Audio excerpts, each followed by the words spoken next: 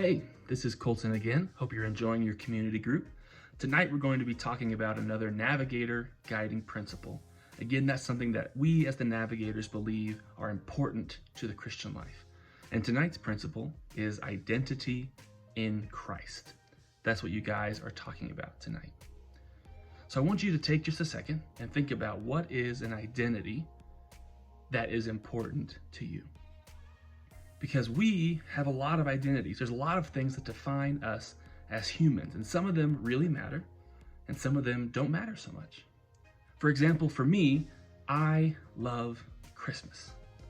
I love it. I am one of those annoying people that's already ready for the Christmas decorations to be on the shelves. I view fall as a nice precursor into Christmas. Halloween, I'll take the candy. I like dressing up, but it's fine. I'll take it or leave it. Thanksgiving, it's a nice family meal we get to share in the Christmas season. If it's cold or it's snowing, I'm probably listening to Christmas music, even in like February or March. In fact, I've already listened to Christmas music this year, and I'm not ashamed about it, and I'm not going to apologize for it. It's something that I like. But at the end of the day, it's not something that defines me. It's not a core of my identity. If you talk to me, it's not going to be one of the first things I mention about myself. But on a more serious note, I am a father. My wife and I have an 18-month-old little girl who's asleep right now, hopefully. We also have another little baby on the way.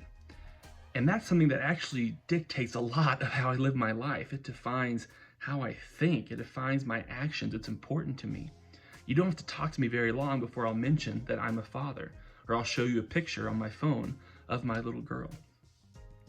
For you, maybe it's something different. Maybe it's your major or your future career. Maybe that's something that right now in your life is really important.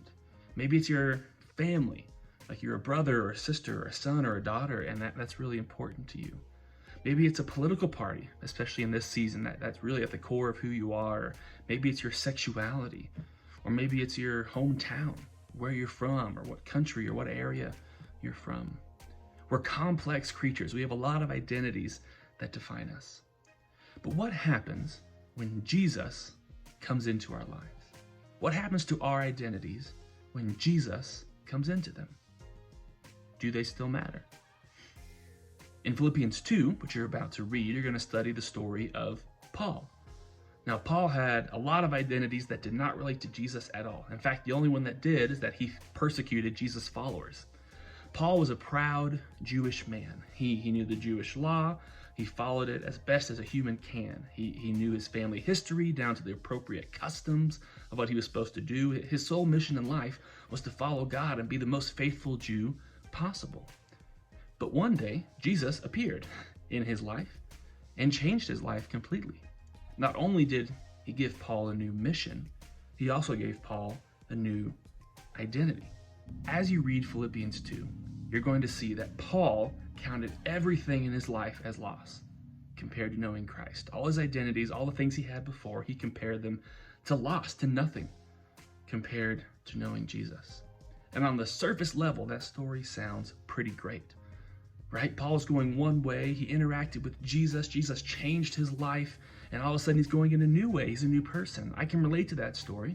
Maybe you can relate to that story, and that's pretty amazing. That's the gospel. Jesus comes into our lives, changes our lives, and we have a new life.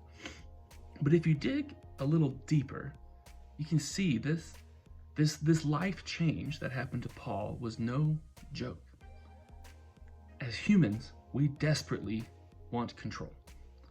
We always want control. We want to be autonomous. We want autonomy. It means we want to be in charge of our own lives. We want to be able to dictate ourselves, dictate our own identities. So, are you really comfortable with God having complete control over your identity? Is the new life that the Bible is talking about so good that it's actually worth completely giving up your old one? Paul seemed to think so you should read what he has to say. Enjoy your discussion.